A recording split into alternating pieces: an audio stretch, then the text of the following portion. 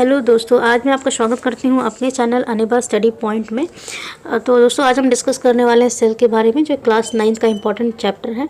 और जैसा कि आप जानते हैं सेल के बहुत सारे मतलब हैं। यूँ तो सेल फिजिक्स में होता है बैटरी, नॉर्मल लैंग्वेजेस में रूम, और बायोलॉजी में कहेंगे फंडामेंटल यूनिट ऑफ लाइफ, यानी जिससे हमारी लाइफ बनी है, बेसिक यूनिट ऑफ लाइफ। अब दोस्तों हम जानते हैं कि सेल को हम किस तरीके से समझ सकते हैं। अगर एक एग्जांपल के तौर पर समझना चाहें तो हमारा घर जिस तरीके से ईंटों को जोड़कर इतना बड़ा बनता है और इतना फॉर्म खड़ा रहता है, उसी तरीके से हमारी बॉडी सेल को जोड़कर इतनी बड़ी बॉडी हमारी बनी है। और अब हम जानना चाहेंगे कि सेल के बारे में और भी चीज़ें हैं जो बहुत इंपॉर्टेंट है। इसमें हम इंट्रोडक्शन, उसके बारे में यूनिसेलुलर मल्टीसेलुलर ऑर्गेनिजम्स के बारे में, उनका स्ट्रक्चरल ऑर्गेनाइजेशन कैसा होता है, प्लाज्मा मेम्ब्रेन क्या होती है, मूवमेंट किस तरीके से होता है, और सेल ऑर्गेनेलीज क्या होती हैं, न्यूक्लियस का रोल, न्यूक्लियस क्या है, उसका रोल क्या है, और गोल्गी एपरेटस, लाइजोसोम्स, वैक्यूल्स, और भी बहुत सारी चीज़ें हैं। लास्ट में हम डिस्कस करेंगे सेल डिवीजन के बारे में। तो पहले हम जान लेते हैं कि सेल का इंट्रोडक्शन, सेल क्या है, किसने डिस्कवर किया, क्या कहा। तो सबसे पहले सेल को रॉबर्ट हुक ने डिस्कवर किया था 1665 में, और उन्होंने इसे एक कॉर्क के अंदर, यानी एक पेड़ की छाल होती है, उससे एक सब्सटेंस निकाला जाता है, कॉर्क, एक लकड़ी का टुकड़ा, जिसके अंदर उन्होंने ये इसको ऑब्जर्व किया था। और उनके हिसाब से ये बिल्कुल मधुमक्खी के छत्ते जैसे दिखाई देते हैं, जिसमें बहुत सारे कंपार्टमेंट है। उन्होंने इसे नाम सेल दिया था। उसके बाद लियोनहॉक आए 1674 में, जिन्होंने अपने ही बनाए माइक्रोस्कोप से पहली बार सेल्स को ऑब्जर्व किया था झील के पानी में, फ्री लिविंग सेल्स जो इजीली मूव कर सकती हैं इधर से उधर। उसके बाद रॉबर्ट ब्राउन आए, जिन्होंने 1831 में न्यूक्लियस सेल के अंदर डिस्कवर किया। उसके बाद परकिंजे आए, जिन्होंने 1839 में प्रोटोप्लाज्म के टर्म को दिया था, जिसका मतलब होता है कि सेल के अंदर फ्लूइड सब्सटेंस। अब एक इम्पॉर्टेंट चीज़ है सेल थ्योरी। दोस्तों स्लाइडन ने 1838 और स्वान ने 1839 में सेल थ्योरी दी थी। इस थ्योरी में ये कहा गया था कि प्लांट्स और एनिमल दोनों ही सेल के बने होते हैं और सेल हमारी लाइफ की बेसिक यूनिट है। उसके बाद विर्चो आए 1855 में, जिन्होंने इसको एक्सपेंड कर दिया और कहा कि सारी सेल्स प्री एग्जिस्टिंग सेल्स, यानी जो पुरानी सेल्स हैं, मदर सेल्स हैं, उन्हीं से बनकर आती हैं। अब हम जानेंगे कि यूनिसेलुलर और मल्टीसेलुलर ऑर्गेनिजम्स के बारे में, उनके बीच में क्या डिफरेंस है। यूनिसेलुलर का मतलब होता है सिंगल सेल ऑर्गेनिजम्स, जिनका मतलब होता है वो ऑर्गेनिज्म सिंगल सेल के बने हुए हैं, जैसे अमीबा, कैल्मेडोमोनास, पैरामीशियम और बैक्टीरिया। मल्टी सेलुलर ऑर्गेनिजम्स वो होते हैं जिनके पास मोर देन 1 सेल्स होती हैं और वो डिफरेंट फंक्शंस परफॉर्म करते हैं बॉडी में, जैसे कि फंजाई, प्लांट्स और एनिमल्स। अब हम जानेंगे कि सेल किस किस चीज़ की बनी होती है, यानी सेल का स्ट्रक्चरल ऑर्गेनाइजेशन कैसा होता है। तो सेल हमारी बनी होती है प्लाज्मा मेम्ब्रेन, न्यूक्लियस और साइटोप्लाज्म की। सारी एक्टिविटीज़ जो भी सेल के अंदर होती हैं, ये सेल का जो इंटरेक्शन बाहर के माहौल से होता है, वो इसी वजह से पॉसिबल हो पाता है, क्योंकि उनके पास प्लाज्मा मेम्ब्रेन, न्यूक्लियस और साइटोप्लाज्म है। अब प्लाज्मा मेम्ब्रेन क्या होता है। प्लाज्मा मेम्ब्रेन और सेल मेम्ब्रेन एक ही टर्म है, जिसका मतलब होता है सेल के बाहर एक आउटर कवरिंग, प्रोटेक्टिव कवरिंग, जो उसको प्रोटेक्ट करती है बाहर के माहौल से और सेपरेट भी करती है। इसका काम ये होता है कि एक सिक्योरिटी गार्ड की तरह काम करती है, जो बाहर के मटेरियल को अंदर आने और अंदर के मटेरियल को बाहर जाने पर कंट्रोल करती है, क्रॉस चेक करती है। इसे हम सेलेक्टिवली परमेएबल मेम्ब्रेन के नाम से भी जानते हैं, और ये लिपिड और प्रोटीन्स की बनी हुई। आइए दोस्तों अब डिस्कस करते हैं कि सेल के अंदर मूवमेंट ऑफ सब्सटेंस, यानी गैसेज और वाटर का एक्सचेंज किस तरीके से होता है, किस तरीके से मूवमेंट होती है। तो दोस्तों कार्बन डाइऑक्साइड और ऑक्सीजन का मूवमेंट सेल के अंदर डिफ्यूजन और ऑस्मोसिस के थ्रू होता है। डिफ्यूजन एक ऐसा प्रोसेस होता है जिसमें मॉलिक्यूल्स बहुत ही तेज़ी से हाई कंसनट्रेशन से लो कंसनट्रेशन की तरफ, यानी ज़्यादा मात्रा से लो कंसनट्रेशन, यानी कहाँ जहाँ कम मात्रा है मॉलिक्यूल्स की तरफ मूव करते हैं, भागते हैं, ताकि वो अपने आप को बैलेंस कर सके। अब कुछ सब्सटेंसेस होते हैं जैसे कि CO2 है, वो सेल में एक्यूमुलेट यानी इकट्ठी हो जाती है और कुछ ज़्यादा मात्रा में हो जाती है, जबकि बाहर के माहौल में CO2 की मात्रा बहुत कम है। तो CO2 क्या करती है, अपने आप को बाहर की तरफ पुश करती है और बाहर के एनवायरनमेंट में मूव कर जाती है, और वो ऐसा इसलिए कर पाती है क्योंकि वो डिफ्यूजन के प्रोसेस को फॉलो करती है। दोस्तों ऑक्सीजन भी इसी तरीके से सेल के बाहर और सेल के अंदर मूव करती है। अब हम डिस्कस करेंगे कि वाटर किस तरीके से मूव करता है। दोस्तों वाटर भी डिफ्यूजन के लॉ को फॉलो करता है, और वाटर के मॉलिक्यूल्स भी ऐसे ही एक जगह से दूसरी जगह ट्रांसफ़र होते हैं या एक जगह से दूसरी जगह मूव कर जाते हैं, और वो ऐसा मूवमेंट सिर्फ इसलिए कर पाते हैं बिकॉज वो डिफ्यूजन के लॉ को फॉलो कर रहे हैं। और उनमें एक खास बात ये होती है कि वो सेलेक्टिवली परमिएबल मेम्ब्रेन का यूज़ भी करते हैं। ये एक सिक्योरिटी गार्ड की तरह काम करती है, जो चेक करती है कि वांटेड अमाउंट में ही मटेरियल सेल के अंदर आए और वांटेड अमाउंट में जो नॉन वांटेड मटेरियल है वही सेल से बाहर जाए। तो जो प्लाज्मा मेम्ब्रेन है उसको इस बात से फ़र्क पड़ता है कि हमने जो ऑस्मोसिस किया है तो उस सॉल्यूशन में हमने क्या डिज़ोल्व किया, like chalk, sugar, salt solution क्या डिज़ोल्व किया, इस बात से प्लाज्मा मेम्ब्रेन को बहुत फ़र्क पड़ता है। आइए अब जानते हैं कि हाइपोटोनिक, हाइपरटोनिक और आइसोटोनिक सॉल्यूशन क्या होते हैं। दोस्तों हाइपोटोनिक सॉल्यूशन समझने के लिए आप किशमिश का एग्जांपल ले सकते हैं। मान लीजिए कि एक हमने किशमिश को पानी में डाल दिया, कुछ टाइम बाद हम देखते हैं किशमिश का साइज़ चेंज हो गया, किशमिश फूल जाती है।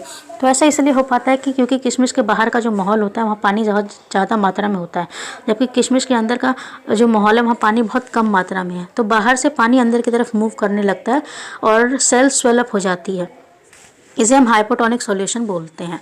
जबकि हाइपरटोनिक में ऐसा नहीं होता, ये रिवर्स कंडीशन है जहाँ पर हम देखते हैं कि सेल के अंदर, यानी आप ग्रेप्स का एग्जांपल ले लीजिए जिसमें बहुत ज़्यादा पानी है और बाहर का जो एनवायरनमेंट है वो सॉल्ट सॉल्यूशन है या कोई केमिकल सॉल्यूशन है, तो जो सेल है वो अपने आप को स्टेबल नहीं कर पा रही है और उसका पानी बाहर की साइड मूव करेगा और अपने आप को बैलेंस कर लेगा, इस वजह से सेल श्रिंक कर जाएगी, सिकुड़ जाएगी। तो इसको हम हाइपरटोनिक सॉल्यूशन बोलते हैं। तीसरा है आइसोटोनिक सॉल्यूशन। इसका मतलब, आइसो का मतलब होता है सेम। तो अगर एक मीडियम है जिसके पास सेम अमाउंट में पानी है जैसा सेल के अंदर है, कंसंट्रेशन दोनों जगह का सेम है, तो पानी का कोई आवागमन तो हो ही नहीं रहा, ना अंदर से बाहर जा रहा है ना बाहर से अंदर आ रहा है, तो ये सॉल्यूशन हुआ आइसोटोनिक सॉल्यूशन। इसकी वजह से फ़र्क ये पड़ता है कि सेल का जो साइज़ है वो सेम रहता है, दोनों डायरेक्शन में कंडीशन सेम है। अब हम डिस्कस करेंगे सेल वॉल क्या होती है। दोस्तों प्लांट्स में प्लाज्मा मेम्ब्रेन के अलावा एक वॉल होती है, एक प्रोटेक्टिव लेयर होती है जो प्लांट सेल्स को प्रोटेक्ट करती है और उनको एक स्ट्रेंथ प्रोवाइड करती है, और इसे हम सेल वॉल के नाम से जानते हैं। ये सेलुलोज एक कार्बोहाइड्रेट है जिसकी बनी हुई रहती है और मेनली काम इसका स्ट्रेंथ प्रोवाइड करना होता है। अब एक काम है कि सेल वॉल करती क्या है, क्या काम है। तो सेल वॉल दोस्तों परमिट करती है या सेल को प्रोटेक्ट करती है प्लांट्स की, फंजाई की और एनिमल्स की। किस लिए? जब भी कंडीशन बहुत डाइल्यूट हो जाती है बाहर के एनवायरनमेंट पे, तो ये उनको हेल्प करती है कि वो लोग बर्स्ट ना हो और अपने आप को मेंटेन करके रखें और सुसाइड ना करें। लेकिन इसका रिवर्स हो जाता है। इसमें क्या होता है कि जब बाहर का जो एनवायरनमेंट अगर डाइल्यूट है तो सेल पानी को एब्जॉर्ब कर लेती है और वो स्वेलअप हो जाती है और उसके बाद वो सेल वॉल पर एक प्रेशर क्रिएट करने लग जाती है। तो सेल वॉल भी अगेंस्ट प्रेशर क्रिएट करती है सेल के, क्योंकि उसका ये मानना है कि चेंजेस भले कितने भी बड़े क्यों ना हो वो अपने आप को और सेल को प्रोटेक्ट करेगी। अब दोस्तों एक प्लाज्मोलाइसिस एक टॉपिक है जो बहुत वाइडली पूछा जाता है क्वेश्चन पेपर में, 1-2 मार्क्स में तो अक्सर ही आता है और इस पर लैब में एक्सपेरिमेंट्स भी होते हैं। प्लाज्मोलाइसिस का मतलब ये होता है कि अगर एक लिविंग प्लांट सेल को आप किसी सॉल्यूशन में डाल देते हैं, ठीक है, और उसके बाद वो जो सेल है वो श्रिंक कर गई। जब सेल श्रिंक कर गई तो उसकी जो सेल वॉल है वो भी कॉन्ट्रैक्ट कर गई। कॉन्ट्रैक्ट का मतलब सिकुड़ जाना और रिलैक्स का मतलब अपनी नॉर्मल पोजीशन में आ जाना, तो उसकी सेल वॉल कॉन्ट्रैक्ट कर गई। तो इस फिनोमिना को हम प्लाज्मोलाइसिस बोलते हैं। आइए अब डिस्कस करते हैं कि न्यूक्लियस क्या होता है। दोस्तों जैसे कि हमारी बॉडी में ब्रेन है वैसे ही सेल के अंदर न्यूक्लियस होता है जो उसकी सारी एक्टिविटीज़ को कंट्रोल करता है, और इसके ऊपर डबल लेयर्ड मेम्ब्रेन होती है जो न्यूक्लियस को प्रोटेक्ट कर रही होती है। बहुत पोर्स होते हैं, यानी बहुत सारे छेद होते हैं जो अलाउ करते हैं कि मटेरियल इधर से उधर, यानी अंदर से बाहर और बाहर से अंदर की तरफ आए। सेल न्यूक्लियस के अंदर हमारे पास क्रोमोसोम्स होते हैं, डीएनए होता है और कुछ प्रोटीन्स भी होते हैं। क्रोमोसोम का काम क्या होता है? क्रोमोसोम के पास वो इन्फॉर्मेशन है जो इनहेरिटेंस प्रोसेस के थ्रू आपके पेरेंट्स से हम में, ये आपके पेरेंट्स से आप में या हमारे पेरेंट्स से हम में ट्रांसफ़र हुई है। यानी वो गुण जो हमारे पेरेंट्स से हम में आते हैं जब हम जन्म लेते हैं, या एक पेरेंट जब एक ऑफस्प्रिंग को जन्म देते हैं तो जो गुणों का ट्रांसफ़र होता है वो इन्फॉर्मेशन क्रोमोसोम के पास होती है। क्रोमोसोम के अंदर डीएनए और प्रोटीन होते हैं जिसकी फॉर्म में वो इन्फॉर्मेशन को एक्सप्रेस करते हैं सेल के अंदर। डीएनए के पास वो इन्फॉर्मेशन है जो कि हेल्प करेगी सेल को बनने में और ऑर्गेनाइज होने में। अब दोस्तों न्यूक्लियस का काम क्या होता है? न्यूक्लियस का काम ये होता है कि सेलुलर रिप्रोडक्शन में बहुत इंपॉर्टेंट रोल प्ले करती है। सेलुलर रिप्रोडक्शन मतलब एक सेल का डॉटर सेल्स को जन्म देना और एक पॉपुलेशन को बनाना, सेल पॉपुलेशन को बनाना, और ये भी देखती है कि सेल किस तरीके से काम कर रही है और उसकी एक्टिविटी को कब रोकना है। हम इसमें 2 टॉपिक और डिस्कस करने वाले हैं जो कि क्रोमैटिन और न्यूक्लियोइड है। क्रोमैटिन का मतलब ये होता है कि वो, आप इसे ऐसे देख सकते हैं कि बहुत सारे धागे आपस में फंसे हुए हैं, बहुत उलझे हुए धागे हैं, ठीक है। एक टाइम आता है रिप्रोडक्शन का जब ये धागे आपस में अरेंज हो जाते हैं और क्रोमोसोम्स बनाते हैं। तो इसका मतलब ये निकलता है कि जो क्रोमोसोम्स हैं ना वो क्रोमैटिन के बने हुए हैं। अब हम डिस्कस करने जा रहे हैं न्यूक्लियोइड के बारे में। दोस्तों न्यूक्लियोइड एक ऐसा रीजन है न्यूक्लियस में जो अभी तक डिफाइन नहीं है, उसे कोई नाम नहीं दिया गया है, फिर भी ये 1 मार्क्स में पूछा जाता है। दोस्तों अब हम डिस्कस करने जा रहे हैं कि प्रोकैरियोटिक और यूकैरियोटिक सेल के बीच में बेसिक डिफरेंस क्या होता है। तो प्रोकैरियोटिक का मतलब होता है प्रिमिटिव टाइप ऑफ सेल, जिनका ऑर्गेनाइजेशन प्रिमिटिव टाइप का है, जिनकी सेल में जो न्यूक्लियस है उसमें न्यूक्लियर मेम्ब्रेन नहीं है और इनका साइज़ बहुत कम है, इनके पास क्रोमोसोम भी सिंगल है। जबकि यूकैरियोटिक में ऐसा नहीं होता, इनकी न्यूक्लियर मेम्ब्रेन वेल डिफाइंड है, इनकी सेल्स का साइज़ बड़ा है, इनके पास एक से ज़्यादा क्रोमोसोम्स हैं। चलिए दोस्तों डिस्कस करते हैं साइटोप्लाज्म के बारे में। साइटोप्लाज्म एक फ्लूइड और लिक्विड कंटेंट होता है सेल के अंदर या सेल मेम्ब्रेन और प्लाज्मा मेम्ब्रेन के अंदर, जिसके अंदर बहुत सारी सेल ऑर्गेनेलिज यानी सेल के ऑर्गन्स अरेंज रहते हैं। अब सेल ऑर्गेनेलिज क्या होते हैं? सेल के ऑर्गन्स लाइक जैसे हमारी बॉडी के पार्ट्स जो होते हैं हार्ट, लिवर, किडनी, हमारा ब्रेन, तो उसी तरह सेल के भी ऑर्गन्स होते हैं जिनको हम एंडोप्लाज्मिक रेटिकुलम, माइटोकॉन्ड्रिया और गोल्गी एपरेटस बोलते हैं, लाइजोसोम्स, वैक्यूल्स बोलते हैं। आइए डिस्कस करते हैं इनके बारे में वन बाय वन। पहला है एंडोप्लाज्मिक रेटिकुलम। दोस्तों अगर आप इसे माइक्रोस्कोप के अंदर देखते हैं तो आपको ये देखने में ऐसा लगेगा कि बहुत सारे लॉन्ग ट्यूब्स और बैग्स एक साथ अरेंज हो गए हैं या बहुत सारी शीट्स एक साथ अरेंज हो गई हैं फोल्ड होकर। इसके ऊपर जो मेम्ब्रेन होती है वो प्लाज्मा मेम्ब्रेन से बिल्कुल सिमिलर रहती है और ये दो तरीके के होते हैं, स्मूथ एंडोप्लाज्मिक रेटिकुलम और रफ एंडोप्लाज्मिक रेटिकुलम।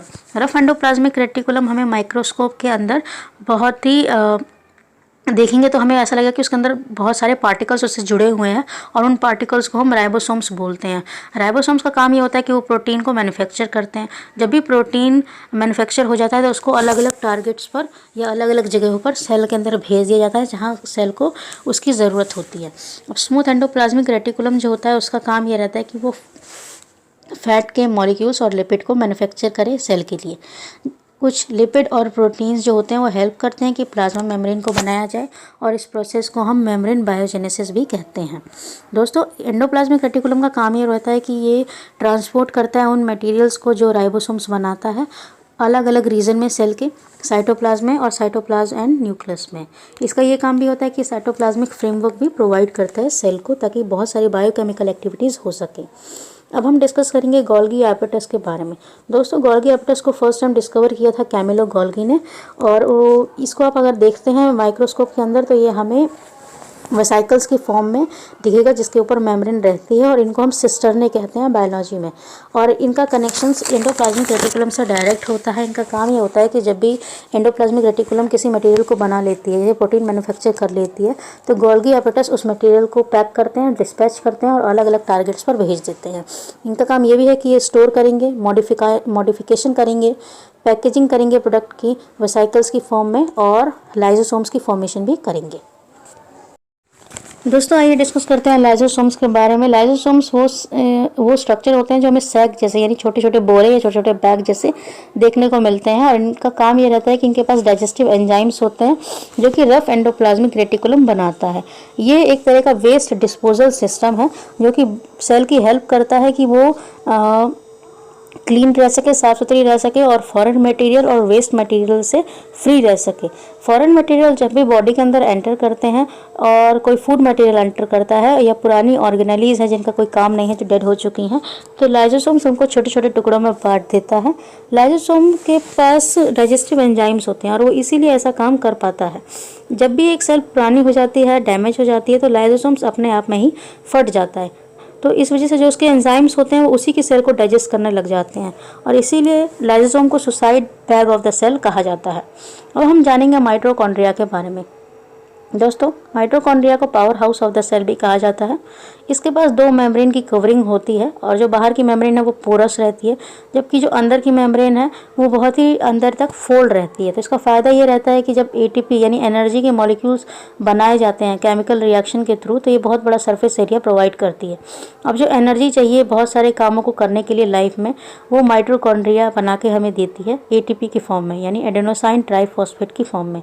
एटीपी को हम energy currency of the cell के नाम से भी जानते हैं और जो बॉडी होती है वो ज़्यादातर जो एनर्जी यूज़ करती है वो एटीपी की फॉर्म में करती है नए केमिकल कंपाउंड को बनाने के लिए और मैकेनिकल काम के लिए भी। माइटोकॉन्ड्रिया वो ऑर्गेनेलीज हैं जिनको हम सेमी ऑटोनॉमस भी बोलते हैं। सेमी ऑटोनॉमस का मतलब होता है वो ऑर्गेनेलीज जिनके पास खुद का डीएनए और राइबोसोम है। अब हम डिस्कस करेंगे प्लास्टिड्स के बारे में।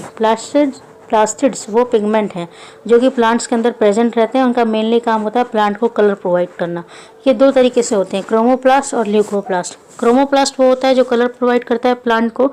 इसके अंदर पिगमेंट्स होते हैं येलो ऑरेंज कलर के, और क्लोरोफिल भी होता है जिसकी वजह से प्लांट का कलर ग्रीन होता है। क्लोरोफिल होने की वजह से प्लांट फोटोसिंथेसिस परफॉर्म कर पाते हैं, ये हम जानते हैं। और ये आप जानते हैं कि ल्यूकोप्लास्ट क्या होता है। ल्यूकोप्लास्ट जो होता है वो प्राइमरी ऑर्गेनेली, प्राइमरी ऑर्गन है जिसके अंदर स्टार्च, ऑयल और प्रोटीन ग्रेन्यूल्स स्टोर्ड रहते हैं। प्लास्टिड के पास भी खुद का डीएनए और राइबोसोम है। दोस्तों आप जानते हैं वैक्यूल्स क्या होते हैं। वैक्यूल्स एक स्टोरेज सैक यानी कहते हैं स्टोर करने वाला बैग या बोरा है जो सॉलिड और लिक्विड कंटेंट को स्टोर कर सकता है। वैक्यूल्स का साइज स्मॉल और लार्ज हो सकता है, और वैक्यूल का साइज एनिमल में स्मॉल और प्लांट में लार्ज होता है। जो सेंट्रल पार्ट होता है सेंट्रल जो वैक्यूल है कुछ प्लांट्स में 50 से 90% एरिया को कवर कर लेता है, उसका सेल वॉल्यूम ले लेता है। तो प्लांट्स में जब सेल वैक्यूल ले लेता है तो वो उनको टर्जिडिटी और रिजिडिटी यानी स्ट्रेंथ प्रोवाइड करता है सेल को। अब कुछ यूनिसेलुलर ऑर्गेनिजम्स होते हैं जिनके पास अलग तरीके के वैक्यूल्स होते हैं जो कि एक इम्पॉर्टेंट रोल प्ले करते हैं, क्योंकि वो अपने अंदर का पानी और वेस्ट मटेरियल को बाहर की तरफ इलिमिनेट कर देते हैं। कुछ amino acid, sugar, various organic acid और कुछ प्रोटीन्स भी वैक्यूल्स के अंदर स्टोर रहते हैं। अब दोस्तों सेल डिवीजन क्या होता है। सेल डिवीजन वो प्रोसेस होता है जिसमें एक सेल दूसरी सेल या दो डॉटर सेल्स को जन्म देती है, और ये ऐसा इसलिए करती है ताकि सेल्स ग्रो कर सकें और पुरानी सेल्स को रिप्लेस कर सकें, और जो भी इंजर्ड सेल्स हैं, डैमेज सेल्स हैं, उनको रिप्लेस कर सके ताकि वो गैमेट बनाएंगी रिप्रोडक्शन के लिए। अब दोस्तों सेल डिवीजन दो तरह की होती है, माइटोसिस और मियोसिस।